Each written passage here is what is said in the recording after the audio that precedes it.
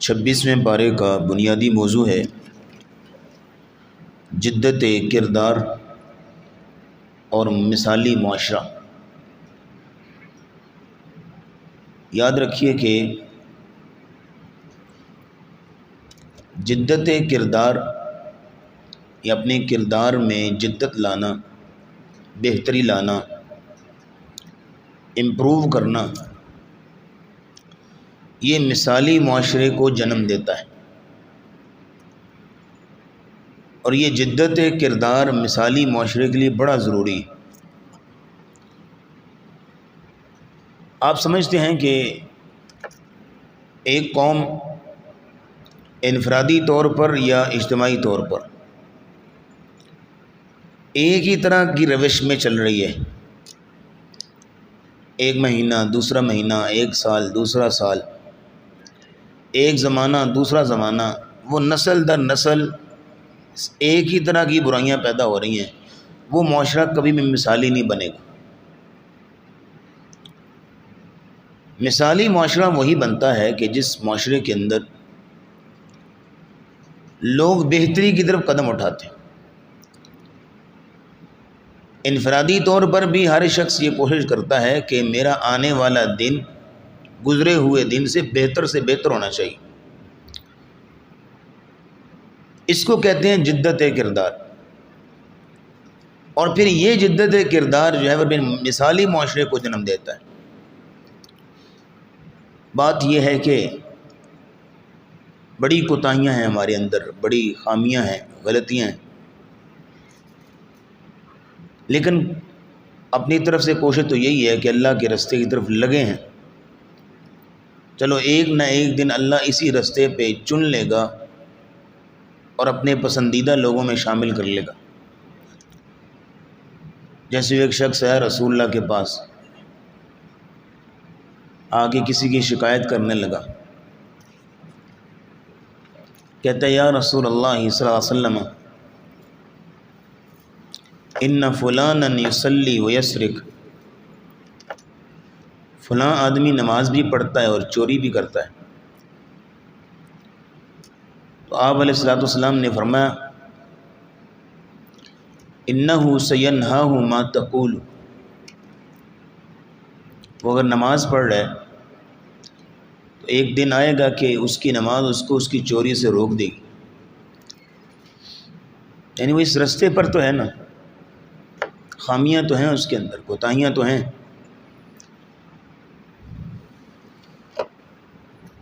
لیکن چونکہ وہ اس رستے پر ہے تو ایک دن آئے گا کہ وہ بہتری لائے گا اور اللہ اس کے اندر بہتری پیدا کریں گے۔ تو یہ چیز ہے کہ جدت کردار اور مثالی معاشرہ یہ اس پارے کا مین تھیم ہے، اور اسی تناظر میں اس پارے کو سمجھیے گا۔ اس میں پہلا اصول جو اللہ رب العزت نے دیا جدت کردار کا، کہ اگر آپ ایک مثالی معاشرہ قائم کرنا چاہتے ہیں تو سب سے پہلی بات یہ ہے کہ اگر آپ مانتے ہیں کہ ہمارا رب اللہ ہے تو پھر اللہ کے نظام پہ ڈٹ جائیے، پھر آپ کا معاشرہ مثالی بنے گا۔ ان الذین قالوا ربنا اللہ، بے شک وہ لوگ کہ جنہوں نے کہا کہ ہمارا رب اللہ ہے، تو جب رب اللہ ہے تو حکم بھی اللہ کا، ثم استقاموا، پھر اس پہ ڈٹ گئے، اللہ کہتے ہیں فلا خوف علیہم ولا هم يحزنون، ان پر کوئی غم نہیں ہے، نہ یہ کبھی خوف زدہ ہوں گے۔ اولئک اصحاب الجنۃ خالدین فیہا، یہ لوگ جنتوں والے ہیں جس میں ہمیشہ رہیں گے۔ جزاء بما كانوا يعملون، یہ بدلہ ہے ان کے ان اعمال کا جو وہ کیا کرتے تھے۔ پھر اسی طرح کی خوبصورتی کے ساتھ زندگی گزارتے ہیں۔ جب 40 سال کی عمر کو پہنچتا ہے یہ شخص تو اللہ سے دعا بھی کرتا ہے ربی اوزعنی ان اشکر نعمتک التی انعمت علی وعلی والدی، یا اللہ مجھے توفیق دے کہ میں تیری اس نعمتوں کا شکر ادا کروں کہ جو تو نے مجھ پر کی، میرے والدین پر کی، وان اعمل صالحا ترضا، اور مجھے توفیق دے کہ میں نیک صالح اعمال کروں، ایسے اعمال کے جن سے تو راضی ہو جائے۔ وَأَصْلِحْ لِي فِي ذُرِّيَّتِي، اور یا اللہ میری اولاد میں سے بھی نیک لوگ پیدا کر. انی تبت الیک وانی من المسلمین، یا اللہ میں تیری طرف ہی توبہ کرتا ہوں اور میں تیرے فرما برداروں میں سے بنتا ہوں، مسلمانوں میں سے ہوں. اللہ کہتے ہیں یہ وہ لوگ ہیں نا جو ایک تو ثم استقاموا، دوسرا یہ دعا کے ساتھ ان جذبات کے ساتھ ان احساسات کے ساتھ جو زندگی گزارتے ہیں، اس دعا کے ساتھ زندگی گزارتے ہیں. فرمایا اولئک الذین نتقبل عنہم احسن ما عملوا، یہ وہ لوگ ہیں کہ جن کی اچھے اعمال ہم قبول کر لیتے ہیں. ونتجاوز عن سیئاتہم، اور ان کی برائیوں سے ہم درگزر کر دیتے ہیں. فی اصحاب الجنہ، یہ جنتوں والے ہوں گے. وعد الصدق الذی کانوا یوعدون، یہ اللہ کا سچا وعدہ ہے جو ان بندوں کے ساتھ کیا ہوا ہے، اور اللہ اپنے وعدے کے خلاف نہیں کرتا. تو یہ پہلا اصول یہاں دے دیا جدت کردار کا. اور اگر ہر شخص زید، بکر، علی، قاسم، ہر بندہ اگر یہ پہلے اصول پر ہی عمل کر لے نا جی، اور انہی جذبات کے ساتھ اپنی زندگی ڈیزائن کر لے، تو یقین کیجئے مثالی معاشرہ بنے گا کہ نہیں. یہ دوسری بات یہاں نوٹ کیجئے گا جو سورہ محمد میں اصول دے دیا گیا، یا ایھا الذین آمنوا ان تنصروا اللہ ینصرکم، اے ایمان والو اگر تم اللہ کی مدد کرو گے تو اللہ تمہاری مدد کرے گا. کیا مطلب ہے؟ اللہ کے دین کی مدد. اللہ کی مدد سے مراد یہ کہ اللہ کے دین کو پھیلانے میں، اللہ کے نظام کو عام کرنے میں، اللہ کے اصولوں کو دنیا میں پھیلانے میں جو بندہ محنت کرتا ہے پھر اللہ اس کی بھی مدد کرتے ہیں. مثال کے طور پہ آپ جانتے ہیں کہ 2-4 ایسے بندے ہیں جن کو قرآن کا ترجمہ نہیں آتا، آپ ان کو ترجمہ لے کے دے دیں یا ان کے لیے کوئی بندوبست کر دیں. ایک شخص ہے کہ جو نماز صحیح سے نہیں پڑھتا، آپ اس کو سکھانے کا بندوبست کر دیتے ہیں. ایک شخص ہے کہ جس کو قرآن صحیح سے پڑھنا نہیں آتا، آپ ایٹ لیسٹ اس کو ترجمہ نہیں تو قرآن سادہ پڑھنا سکھا دیتے ہیں کسی طریقے، یا کوئی اور طریقہ. ان تنصروا اللہ، اسی چیز میں آئے گا کہ جب تم اللہ کی مدد کرو گے تو اللہ تمہاری مدد کرے گا. اب مثالی معاشرہ بننا چاہتے ہیں تو یہ دوسرا اصول یہاں پہ یہ بتایا جا رہا ہے، اگر ہر فرد انہی جذبات کے ساتھ زندگی گزارے کہ میں نے اپنے رب کے دین کی مدد کرنی، لوگوں کو رب کے ساتھ جوڑنا ہے، تو پھر ینصرکم، اللہ بھی تمہاری مدد کرے گا. ویثبت اقدامکم، اور اللہ تمہارے قدموں کو جما دے گا. مطلب یہ ہے کہ اللہ تمہارے معاشرے کو خوبصورت بنا دے گا. یہ دوسرا اصول ہے.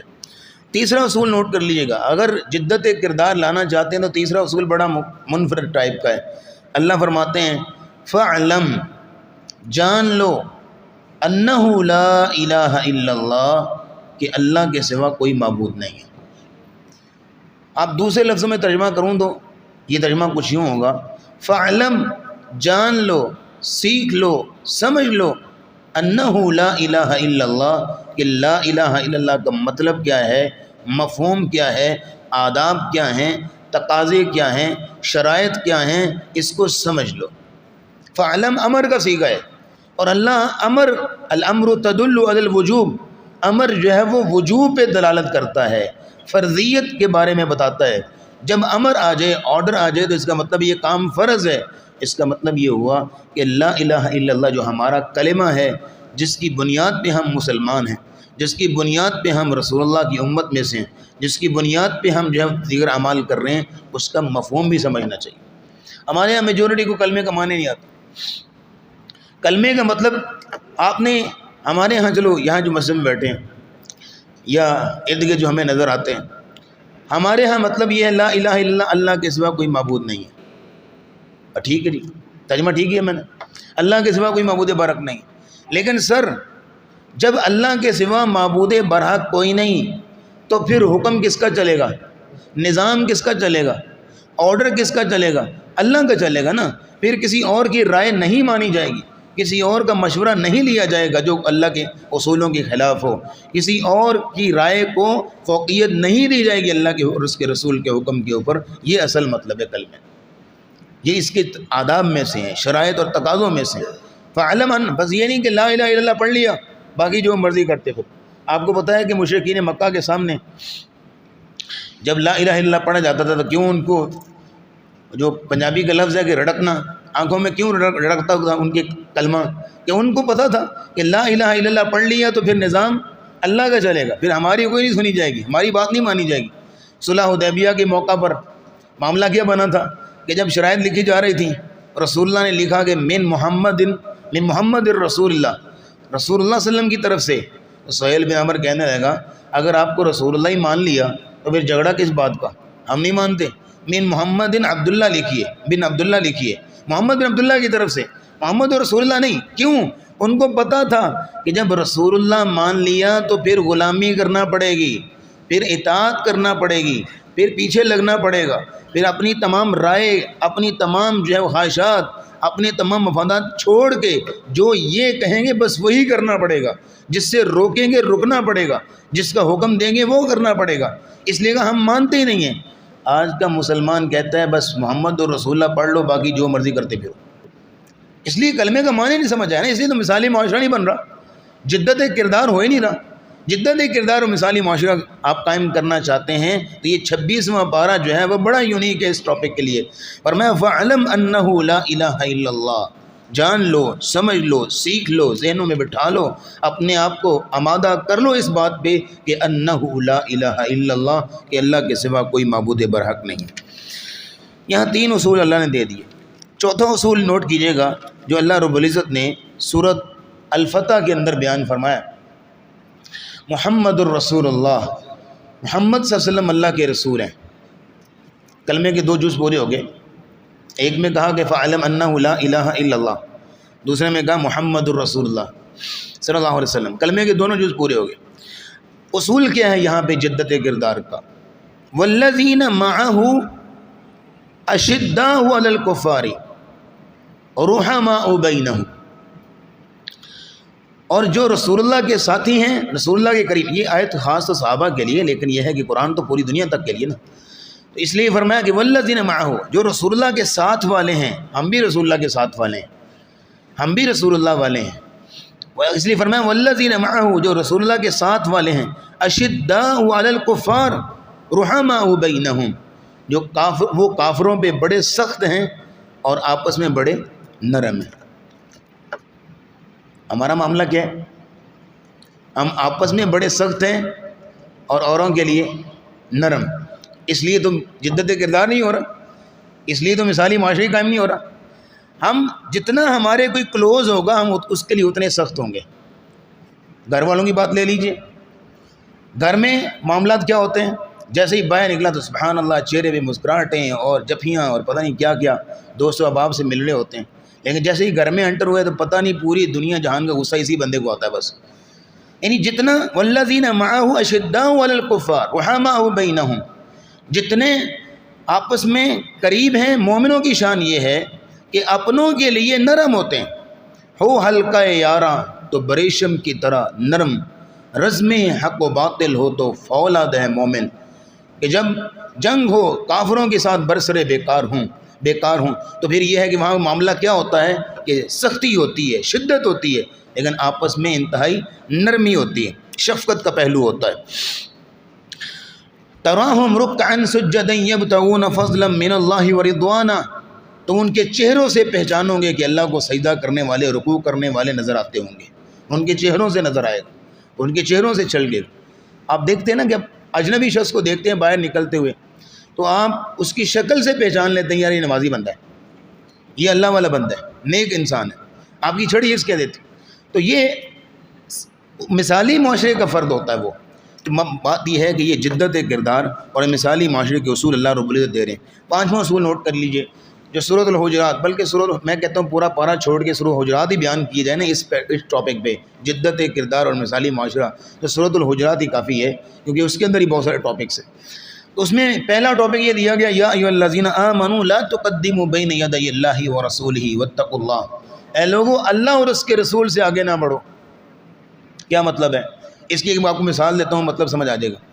ایک طرف اللہ اور اس کے رسول کا حکم ہے، ایک طرف انسان کی اپنی خواہش اور لذت ہے، اپنی رائے اور اپنا جو ہے وہ خواہش ہے، اور وہ اللہ اور اس کے رسول کو پیچھے کر کے، کہ اللہ اور اس کے رسول کے حکم کو پیچھے کر کے اپنی رائے کو، اپنی خواہش نفس کو، اپنی قوم برادری کے ناک کو آگے رکھتا ہے. تو یہ بھی مجھے بتائیے گا کہ اس نے اللہ اور اس کے رسول سے آگے ہو گیا کہ پیچھے ہوا؟ آگے ہو گیا نا. تو یہاں کیا کہا جا رہا ہے؟ یا ایھا الذین آمنوا لا تقدموا بین یدی اللہ ورسولہ، اے ایمان والو اللہ اور اس کے رسول سے آگے نہ بڑھو۔ کیا مطلب ہے؟ اللہ اور اس کے رسول کا یہ حکم ہے اور تم پیچھے پیچھے پیچھے پیچھے پیچھے چلتے نظر آؤ، آگے بڑھنے کی کوشش نہیں کرنی۔ واتقوا اللہ، اور اللہ سے ڈرو، ان اللہ سمیع علیم، اور اللہ تعالیٰ خوب سننے والا ہے، جاننے والا ہے۔ ایک اور اصول دیا، یا ایھا الذین آمنوا، یہ اصول ہمیں لازمی سیکھنا چاہیے، کیونکہ ہمارے ہاں جو کہ سوشل میڈیا کا رواج ہے تو ایک سیکنڈ لگتا ہے کہ ایک شیئر کے بٹن پہ کلک کرنے اور پتہ نہیں بات کہاں سے کہاں پہنچ گئی۔ یا ایھا الذین آمنوا، اے ایمان والو، ان جاءکم فاسق بنبأ فتبینوا، اگر تمہارے پاس کوئی خبر آئے تو فتبینوا، اس کی انویسٹیگیشن کر لیا کرو، تفتیش کر لیا کرو، تصدیق کر لیا کرو۔ ایک قرات میں آتا ہے فتثبتوا، اس بات کو ثبوت کے ساتھ ثابت کر لیا کرو، پھر اس کے بعد اس پر جو ہے ریاکشن دیا کرو۔ ہمارے ہاں یہ ہوتا ہے کہ ہم ایک بات ذرا سی پتہ چلی فوراً اس پہ رد عمل، فوراً اس پہ ریاکشن۔ یہ مثالی معاشرہ نہیں ہے، اور یہ جدت کردار بھی نہیں ہے۔ جدت کردار یہ ہے کہ تحمل کے ساتھ ہاں دیکھ لیا جائے کہ بات ٹھیک ہے، اس نے بات کہی ہے کہ نہیں۔ ہمارے ہاں کیا ہوتا ہے کہ ہم ایک بندہ آیا، اس نے آگے کہا سر فلاں میں نے سنا آپ کے بارے میں یہ باتیں کر رہا تھا، آپ کے بارے میں یہ کہہ رہا تھا، وہ اس کی ایسی کی تیسی، ابھی دیکھ لیتے ہیں، چلو میرے ساتھ ذرا۔ بھیا اس نے کہا بھی ہے کہ نہیں، یا آپ کے بارے میں کہا ہے یا آپ کے بارے میں نہیں کہا، یا وہ جب کہہ رہا تھا تو اس وقت اس کی فیلنگ کیا تھی، کوئی بات ہو رہی تھی یا نہیں ہو رہی تھی، سینیریو کیا تھا، ساری چیزیں دیکھ کے آپ ریاکشن دینا۔ اس لیے فرمایا ان جاءکم فاسق بنبأ فتبینوا، یہ ہے مثالی معاشرے کا اصول۔ ساتواں اصول نوٹ کیجیے گا، وَإِن طَائِفَتَانِ مِنَ الْمُؤْمِنِينَ اقْتَتَلُوا فَأَصْلِحُوا بَيْنَهُمَا، اگر مومنوں میں سے دو لوگ آپس میں لڑ پڑیں، فَأَصْلِحُوا بَيْنَهُمَا، تو ان دونوں کے درمیان صلح کرا دیا کرو۔ فَإِن بَغَتْ إِحْدَاهُمَا عَلَى الْأُخْرَى فَقَاتِلُوا الَّتِي تَبْغِي حَتَّى تَفِيءَ إِلَى أَمْرِ اللَّهِ، اگر ایک گروہ دوسرے پر زیادہ جو ہے وہ چڑھائی کرنے کی کوشش کر رہا ہے تو تم اس بندے کو پکڑو، اس کو سمجھانے کی کوشش کرو۔ بہرحال یہ ہے کہ فَأَصْلِحُوا بَيْنَهُمَا، ان کے درمیان صلح قائم کرو، اس لیے کہ انما المؤمنون اخوۃ فاصلحوا بین اخویکم، مومن آپس میں بھائی بھائی ہیں، بس ان کو چاہیے کہ آپس میں بھائیوں کے درمیان صلح قائم کریں۔ اس کے ساتھ ساتھ مثالی معاشرے کا اصول یہ دیا کہ ایک دوسرے کا مذاق نہیں اڑانا۔ یا ایھا الذین آمنوا لا یسخر قوم من قوم، ہو سکتا ہے کہ جس کے مذاق اڑایا جا رہا ہے، اس کی شکل و صورت کا مذاق اڑایا جا رہا ہے، اس کی جو ہے وہ کمزور اور ٹوٹی پھوٹی گاڑی کا مذاق اڑایا جا رہا ہے، ٹوٹے پھوٹے گھر کا مذاق اڑایا جا رہا ہے، پھٹے پرانے کپڑے پہنتا اس کا مذاق اڑایا جا رہا ہے، مطلب کسی چیز کا بھی اگر اس کا مذاق اڑایا جا رہا ہے تو ہو سکتا ہے کہ جس کا مذاق اڑایا جا رہا ہے وہ اللہ کے نزدیک تم سے بہتر ہو، اللہ کے نزدیک اس کا اچھا مقام ہو، تم یہ نہیں جانتے۔ اس لیے عسیٰ ان یکونوا خیرا منہم ولا تلمزوا انفسکم، اور یہ جو آنکھوں سے اشارے ہوتے ہیں طنز کے لیے، مجلس میں بعض اوقات ایسا ہوتا ہے کہ بات کر رہا ہو دوسرا آنکھ سے اشارہ کرے دیکھ بھائی کیا کہہ رہا ہے، یعنی مذاق کرنے کے لیے نا، طنز کرنے کے لیے، اس سے بھی منع کیا۔ ولا تنابزوا بالالقاب، اور برے لقب سے کسی کو پکارنا، برے نام سے جس کو وہ برا سمجھتا ہو، کسی کو تکلیف ہوتی ہو، ایک نام اچھا رکھا ہے۔ دیکھیے کسی کے دل میں محبت قائم کرنے کے لیے یہ بڑا لازمی اصول ہے کہ اس کو اچھے نام سے پکارے، جس نام سے اس کو اچھا لگتا ہے، جو اس کا اصل نام ہے۔ اب دائیں بائیں کے نام رکھیں گے تو پھر یہ ہے کہ اس کو برا لگے گا، تو یہ مثالی معاشرہ نہیں۔ اس کے بعد فرمایا ولا تجسسوا، بدگمانی سے بچنا ہے اور جاسوسی نہیں کرنی، ولا یغتب بعضکم بعضا، اور غیبت نہیں کرنی۔ یہ مثالی معاشرے کے جو اصول دیے جا رہے ہیں۔ اور میں انا خلقناکم من ذکر و انثی وجعلناکم شعوبا وقبائل لتعارفوا، ہم نے تمہیں مذکر اور مؤنث سے پیدا کیا ہے اور تمہارے یہ قبیلے قوم برادریاں صرف تعارف کے لیے ہیں، ان کے اندر کوئی فوقیت نہیں ہے، فلاں اگر کوئی رانا صاحب ہیں، فلاں اگر کوئی سید صاحب ہیں، چودھری صاحب ہیں، جٹ صاحب ہیں، سندھو صاحب ہیں، تو لہٰذا ان کا زیادہ مقام ہے اللہ کے ہاں، اور فلاں اگر کوئی لو برادری سے ہے تو پھر یہ ہے کہ اس کا کوئی مقام ہی کوئی نہیں ہے۔ یہ تو صرف ایک تعارف ہے، ایک انٹروڈکشن کے لیے کہ فلاں کس برادری سے ہے۔ ظاہر ہے کہ دو بندے ہیں، ایک کا نام زید ہے، دوسرے کا نام بھی زید ہے، تو تعارف کیسے ہوگا؟ تو تعارف کر دیا کہ یہ زید فلاں قبیلے کا ہے، فلاں قوم کا، اور یہ زید فلاں قبیلے اور فلاں قوم کا ہے، تو صرف تعارف کے لیے اور کچھ نہیں ہے۔ تو یہ اللہ کے ہاں فوقیت کس بات پہ؟ ان اکرمکم عند اللہ اتقاکم، جو زیادہ متقی ہے، تقوی والا ہے اور پرہیزگار ہے۔ اور آخری اصول نوٹ کیجیے گا 8ویں نمبر پہ، اور وہ یہ ہے من خشی الرحمن بالغیب وجاء بقلب منیب۔ اگر آپ مثالی معاشرہ قائم کرنا چاہتے ہیں تو اس کے لیے جدت کردار بڑی ضروری ہے، کردار کو خوبصورت بنانا، اور کردار کی خوبصورتی کے لیے 8واں اصول یہاں یہ دیا جا رہا ہے، من خشی الرحمن بالغیب، کہ جو تنہائی میں اپنے رب سے ڈرتا ہے، وجاء بقلب منیب، اور اپنے رب کے پاس آتا ہے قلب منیب لے کر۔ قلب منیب ایسا دل جو اللہ کی طرف بار بار پلٹتا ہے، اللہ کی طرف بار بار لوٹتا ہے۔ یہ وہ لوگ ہیں کہ قیامت کے دن اللہ رب العزت کو کہیں گے ادخلوها بسلام، میری جنت میں سلامتی کے ساتھ داخل ہو جاؤ۔ ذالک یوم الخلود، یہ وہ دن ہے کہ جس میں جنت میں ہمیشہ ہمیشہ کے لیے رہنا ہے۔ لہم فیہا ما یشاؤون، لہم ما یشاؤون فیہا ولدینا مزید، اور ان کے لیے جنت میں وہ کچھ ہوگا جو یہ چاہیں گے، اور ان کو ہماری طرف سے کچھ مزید بھی عطا ہوگا۔